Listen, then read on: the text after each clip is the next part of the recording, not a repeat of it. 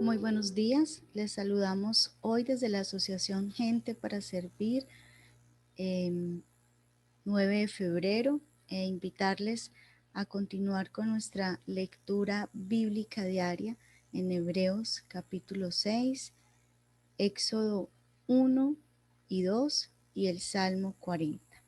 Esta es una invitación que a diario les hacemos con el fin de, de asumir este reto que nos permite desarrollar también una fe, porque pues la fe está por el oír la palabra de Dios, pero en nuestro caso, mm, más que el oírla, aunque tenemos estos tiempos devocionales, está el acercarnos de manera personal y procurar vivenciar todo aquello que quede en nuestra mente, en nuestro corazón.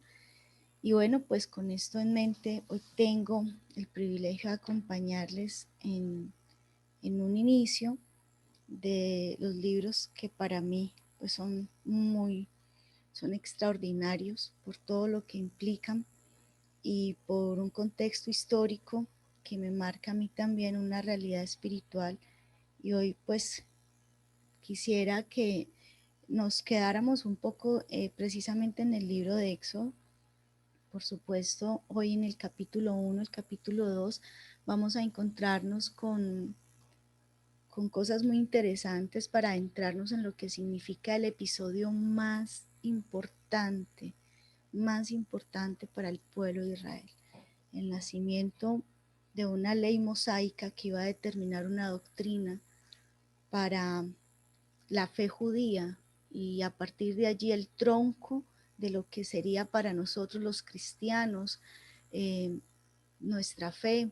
De allí parte también no solo el judaísmo, el cristianismo, sino también nos encontramos con la religión musulmana, estas tres religiones monoteístas que iban a cambiar el rumbo histórico de muchos pueblos, de muchas naciones, incluyendo a Egipto. Y bueno, incluyendo a Egipto no, de manera trascendental, Egipto, por supuesto, y ahora lo vamos a ver, pero si vamos a Éxodo capítulo 1, nos vamos a encontrar con un resumen muy, muy propio de lo que ocurre después de lo que pasa con José, sus hermanos, ellos entran a Egipto, pero dice en el versículo 5, del 5 al 7 de Éxodo 1, todas las personas que le nacieron a Jacob fueron 70, y José estaba en Egipto, y murió José y todos sus hermanos y toda aquella generación. Y los hijos de Israel fructificaron y se multiplicaron y fueron aumentados y fortalecidos en extremo, y se llenó la tierra de ellos. Por supuesto, estamos hablando de la tierra de Egipto y de muchos años posteriores entonces a los sucesos que conocimos en capítulos anteriores en Génesis, con la muerte de Jacob y con lo que aconteció a esto después. Entonces nos encontramos con que el pueblo creció y se multiplicó, pero también ocurre algo muy importante y es lo que nos dice el versículo del 8 al 10. Dice que entre tanto sobre Egipto, se levantó un, se levantó un rey, dice aquí, que no conocía a José y dijo a su pueblo: he aquí, el pueblo de los hijos de Israel es mayor y más fuerte que nosotros. Ahora pues seamos sabios para con él, para que no se multiplique y acontezca que viniendo guerra, él también se una a nuestros enemigos y pelee contra nosotros y se vaya de la tierra. Muy bien, aquí sí es importante tener presentes sucesos históricos que nos dejan ver en todo lo que son estas dinastías y todo lo que es la gloria de estos faraones, cómo el punto más alto lo encuentra históricamente Ramsés II, que fue el último de los faraones, que tiene una grandeza al punto tal que le llaman Ramsés el Magnífico. Y resulta que este señor Ramsés II sería el que nos cuenta aquí la historia de Éxodo, que fue el que esclavizó aún más y oprimió más a los israelitas por una razón muy sencilla. Y es que para ese momento ya empieza a ocurrir unos ataques, emergen unos pueblos que le llaman los pueblos del mar. Esos pueblos del mar son los griegos chiquitos, los griegos que no habían todavía alcanzado esa, esa grandeza más adelante con Alejandro. Y estos pueblos empezaron a llegar desde el mar y empezaron a atacar lo que en ese momento eran imperios, ¿sí? Y lo que en ese momento se conocía como grandes imperios eran dos, los hititas y los egipcios. Este señor Ramsés II, de hecho, dice más adelante que los puso a hacer dos ciudades. Ustedes muy juiciosamente lo van a encontrar seguramente, y históricamente sí habla que Ramsés II empezó a hacer varias ciudades y se puede ubicar geográficamente el lugar donde estaban ya los israelitas, que a propósito no solamente los pone a edificar esas ciudades, sino que también los pone a hacer los ladrillos, una mezcla de barro y de paja que todavía en el Egipto que conocemos se practica la hecha de este ladrillo. Y resulta que cuando llegan esos pueblos del mar, empieza el, el, el imperio como tal que se conocía de Egipto a tener enemigos. Antes Egipto no tenía enemigos tan evidentes y este fue el miedo de este faraón, porque entendía que no solamente el pueblo de Israel, otros pueblos que estaban esclavizados empezaron a rebelarse, empezaron a emerger rebeliones de esos esclavos y por eso él tomó estas medidas. En el capítulo 1 nos encontramos con cosas tan extraordinarias como en el versículo 12 dice, pero cuanto más los oprimían, tanto más se multiplicaron. Y en el versículo 14 dice, amargaron su vida con servidumbre, ¿sí? Y estas son expresiones que nos dejan a nosotros cosas muy interesantes. Y es que cuando hay una mano oscura en la vida del Hijo de Dios, en la vida del pueblo de Dios, cuando aparecen las tinieblas representadas aquí, por supuesto, con Faraón como un símbolo de oscuridad, empieza a haber amargura. Y esto es muy importante, porque el contexto histórico de todo Éxodo nos muestra a nosotros también una realidad espiritual con la que tenemos que lidiar, ¿sí? Y vamos a seguir viendo que en todo esto aparece la amargura de la esclavitud y aparece la muerte, porque aparte de esta forma tan dura de amargar la vida del pueblo de Israel, aparece luego otra ley y es que este faraón dice que ahora hay que darle muerte a los niños. Si en el versículo 16 habla de esto y aparece en medio de la muerte dos parteras, dos mujeres, Cifra y Fua, que deberíamos de tenerlas muy presentes porque fueron unas parteras que dice el versículo 17, temieron a Dios y no hicieron como les mandó el rey de Egipto, sino que preservaron la vida de los niños. Esclavitud y muerte es lo que marca el escenario de un gobierno oscuro, de tinieblas y bajo la influencia de Faraón. Ahora, ¿por qué les hablo de este capítulo? Y pues muy brevemente me atrevo a hacer este resumen, porque en el capítulo 2 aparece el nacimiento de Moisés, ¿sí? Y quizás históricamente durante mucho tiempo quisieron desvirtuar lo que ocurre con el éxodo y muchos estudiosos, ateos por supuesto, querían negar hasta el punto de negar que no hubo ningún tipo de éxodo, que el pueblo de Israel no estuvo en Egipto, porque como Egipto Egipto, por su cultura, no acostumbraba escribir ni documentar nada acerca de sus derrotas, ni nada acerca de sus enemigos. Egipto se reservaba y se reservaba ese tipo de escritos, y por eso es muy difícil rastrear el éxodo desde la cosmovisión de Egipto. No hay casi documentos que evidencien esto. Pero Egipto, que no quiso evocar el éxodo como tal en sus escritos, tendría que ver este evento durante toda su historia a partir de ahí a las generaciones siguientes. Lo iba a tener que ver porque se iba a encontrar con una cantidad de situaciones futuras que cambiaron por completo el rumbo de este imperio que era tan reconocido.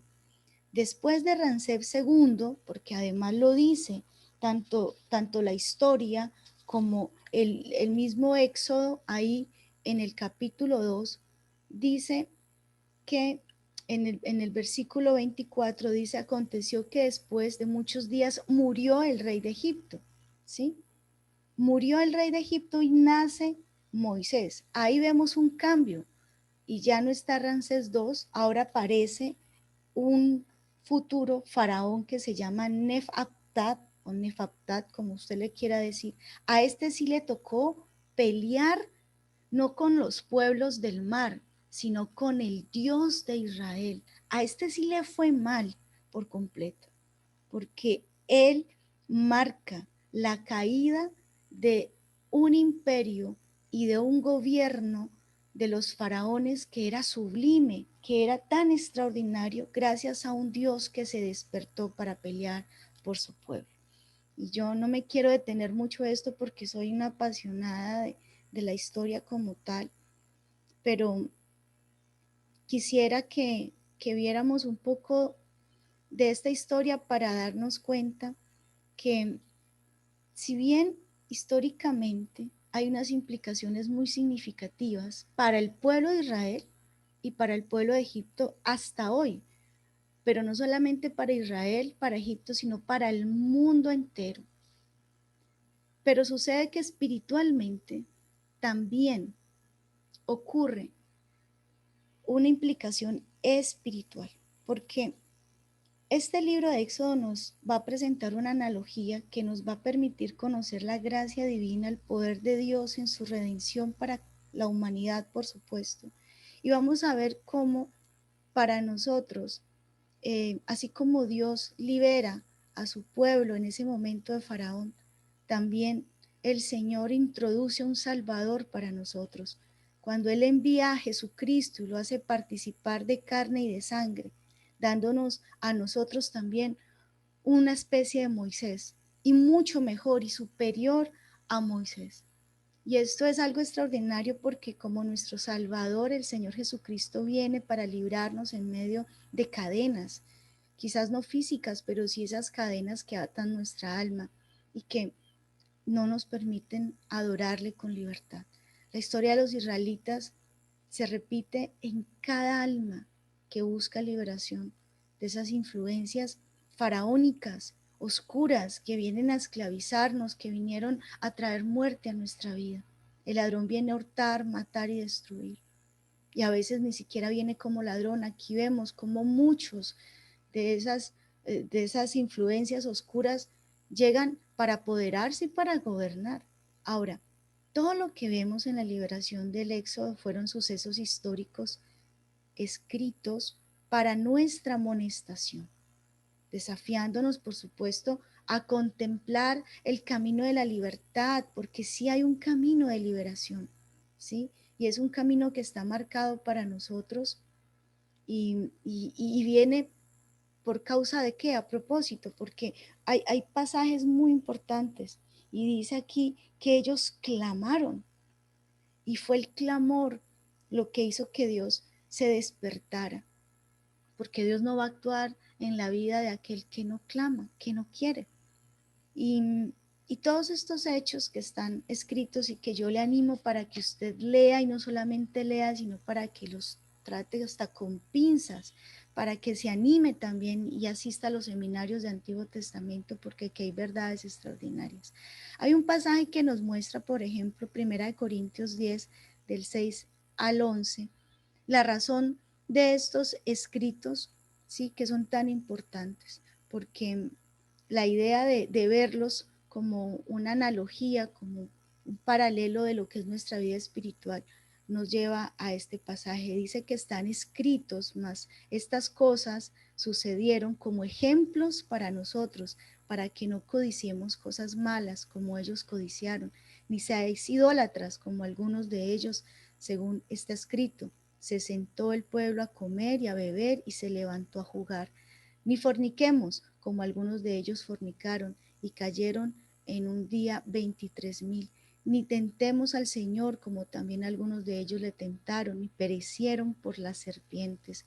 Ni murmuréis, como algunos de ellos murmuraron y perecieron por el destructor. Y estas cosas les acontecieron como ejemplo y están escritas para amonestarnos a nosotros, a quienes han alcanzado los fines de los siglos. 1 Corintios 10, del 6 al 11, un escrito muy propio para que entendamos la importancia del Antiguo Testamento, pero en este caso y en particular los hechos que ocurren en Éxodo, para que no los dejemos pasar, para que no nos dé pereza.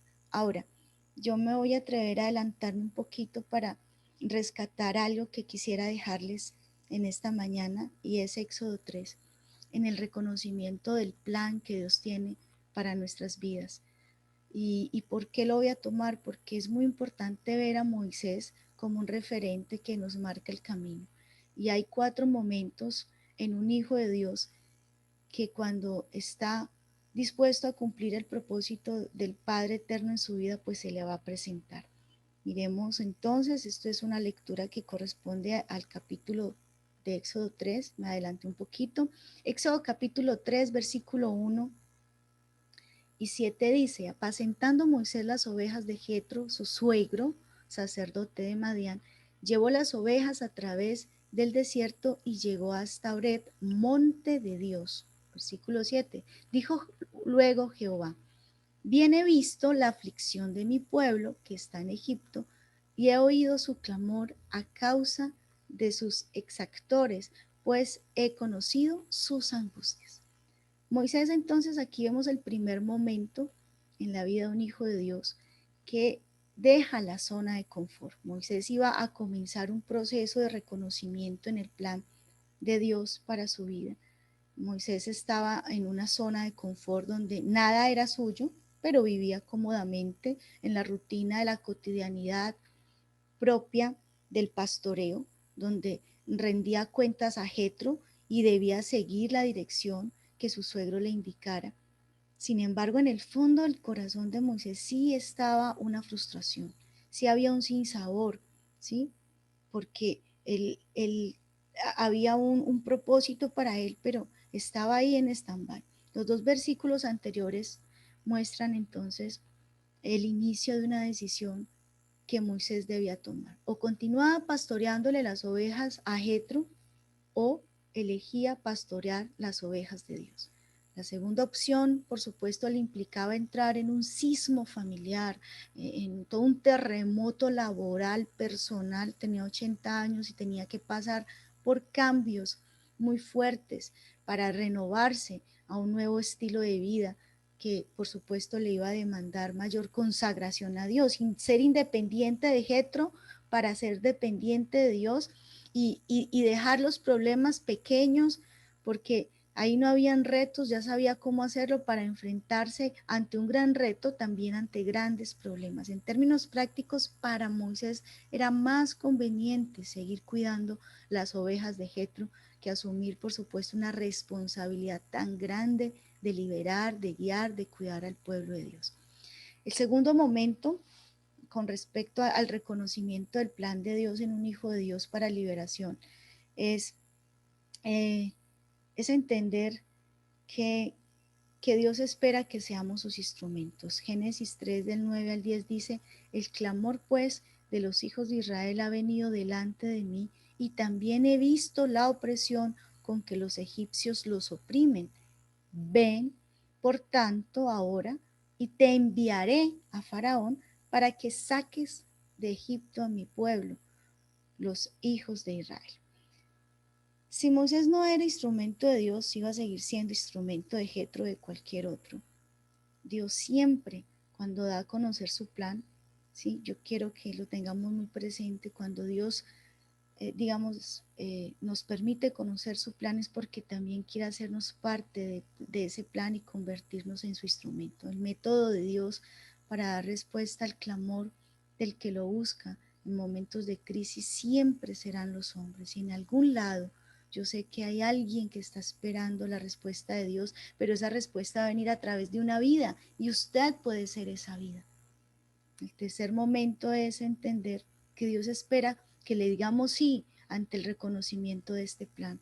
Éxodo 3, del 11 al 12 dice: entonces Moisés respondió a Dios: ¿quién soy yo para que vaya a Faraón y saque de Egipto a los hijos de Israel? Y él respondió: ve, porque estaré contigo. Y esto te será por señal de que yo te he enviado. Cuando hayas sacado de Egipto al pueblo, serviréis a Dios sobre este monte.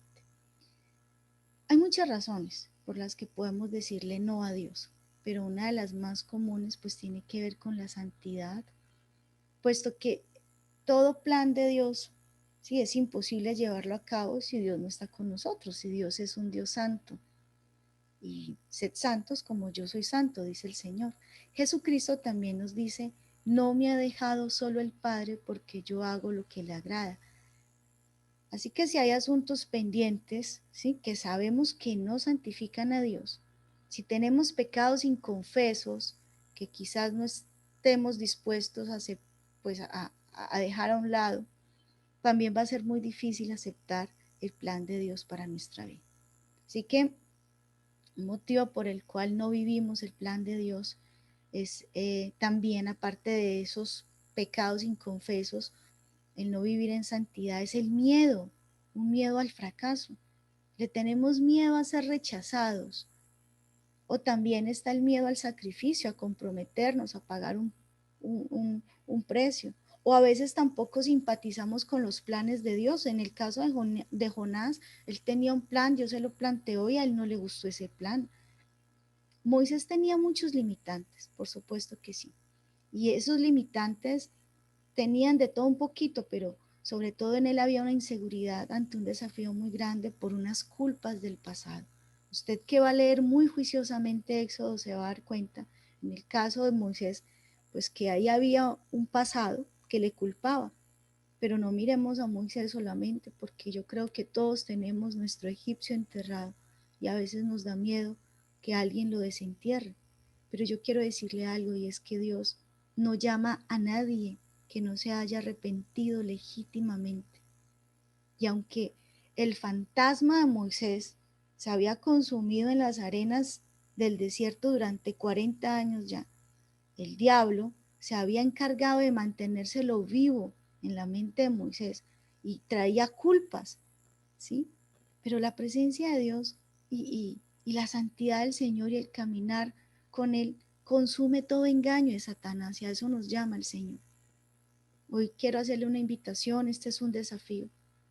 Primero, para que entendamos el valor que tienen las escrituras y sucesos como las del Éxodo, que tienen una connotación histórica, porque si usted estudia la historia, si usted entiende que el reconocimiento de la historia de la humanidad, ahí, en ese reconocimiento, usted va también a ver la mano de Dios y cómo el pueblo de Egipto hasta ahora tiene que encontrarse con la memoria histórica del pueblo de Israel que habla del éxodo, y aunque ellos lo negaron, todo un pueblo, todo un imperio, toda una nación tuvo que encontrarse con cosas que pues que ellos no se alcanzan a imaginar. Toda su vida hasta hoy tiene que ver con un suceso que empezó en el Éxodo. Ellos no lo aceptaron, pues es que el mundo no va a aceptar la obra de Dios, pero para los que hemos creído, ¿sí? Es una evidencia, no porque un pueblo como Israel haya querido escribirlo, sino porque nosotros ahora podemos vivirlo. Y es extraordinario poder ir por las páginas de la Biblia y entender que ahí el Señor va a hablar a mi vida.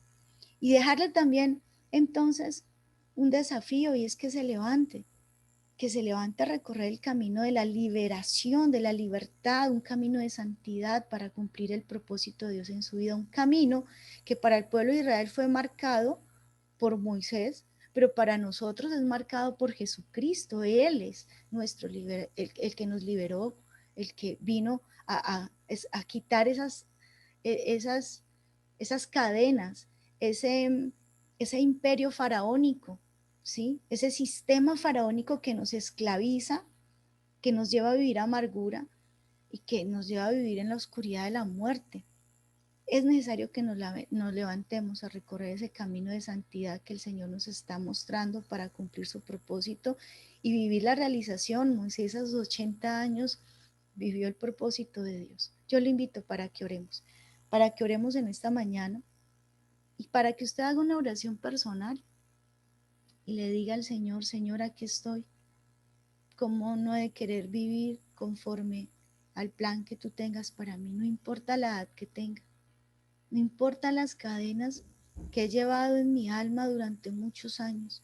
Hoy yo quiero clamar, hoy yo quiero clamar para ser libre de esos discursos dominantes que me llevaron a estar en esclavitud, en miedo, en culpa, de pensar que no soy un instrumento en tus manos, que no soy valioso. Señor, y es que si tú levantaste a Moisés, a un hombre que participó también de la esclavitud seguramente, pero de la esclavitud, de sus propios miedos, de sus propias culpas. Quizás él no estaba esclavo allá en Egipto como su pueblo, pero sí estaba esclavo en las duras cadenas que llevaba en su interior. Dígale, Señor, aquí estoy, porque en especial, Señor, este año yo no deseo perder mi tiempo con nada ni con nadie que no esté dentro de tus planes para mi vida. Yo quiero apostarle no a los sueños de otros, yo quiero rendir mi corazón y dejar de perseguir vanas ilusiones para perseguir lo que está en tu mente y en tu corazón. Yo le invito para que renuncie aún a esos sueños que otros le dieron y que abrace los sueños de Dios, que se disponga a salir de esa zona de confort para recorrer de la mano del Eterno ese camino que nos marcó con la sangre de su Hijo Jesucristo. Un camino que Moisés recorrió en el desierto con su pueblo. Pero el camino que nuestro Jesucristo recorrió fue un camino de muerte, con su propia sangre marcó con rojo indeleble el camino que usted y yo debemos seguir para vivir la liberación y el poder de la resurrección. Dígale, Señor, aquí estoy. Yo sé que tu Santo Espíritu, que es mi GPS, que es el que me indica el camino, es el que también me lleva a reconocer que con un corazón limpio puedo verte, puedo entenderte, puedo comprenderte. Limpia mi corazón de todo aquello que no te agrada en mi vida para hacer tu voluntad. Yo confieso todo pecado ante ti y reconozco que la culpa me ha perseguido muchos años, pero sí, está escrito que tú eres fiel y justo para perdonar mis pecados y limpiarme de toda maldad. Entonces yo te agradezco, yo te alabo y reconozco que tú me has perdonado. Y renuncio ahora a todo aquello no, te, no me permite vivir en la santidad para caminar contigo que eres santo. Que tu Santo Espíritu entonces llene mi vida, que pueda disponerme completamente para vivir en tu presencia, porque en tu presencia saltaré muros y desbaratar ejércitos, en especial los muros de la incredulidad y los ejércitos que han venido a despojarme de la fe, del amor, de la esperanza que tú me das. Padre Celestial, yo te doy gracias por cada uno de los que hoy se han conectado en este tiempo.